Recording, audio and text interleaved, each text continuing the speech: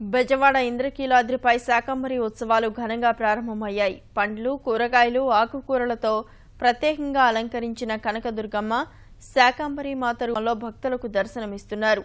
తెల్లవారుజామున 5 గంటల నుంచి అమ్మవారి దర్శనానికి భక్తులను అనుమతించారు.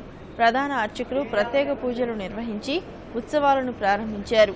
దేవతలు, రాక్షసుల యుద్ధం తర్వాత భూమిపై దుర్భిక్ష పరిస్థితులు ఏర్పడిన సమయంలో అమ్మవారు శాకంబరీ దేవిగా అవతరించి తన శరీరం నుంచి ఆహారాన్ని సృష్టించారని ప్రతీతి.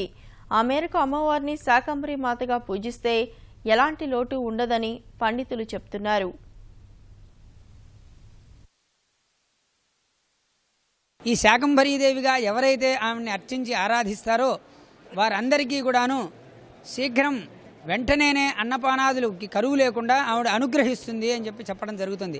అటువంటి శాకంబరీదేవిని దుర్గాదేవి స్వరూపంలో కనుక అర్చించి ఆరాధిస్తే దేశవ్యాప్తంగా కూడాను క్షామాలన్నీ నివారణ అయిపోయి పాడి పంటలు సమృద్ధిగా పండి దేశమంతా సస్యశ్యామలంగా ఉంటుంది అని చెప్పడం జరుగుతుంది.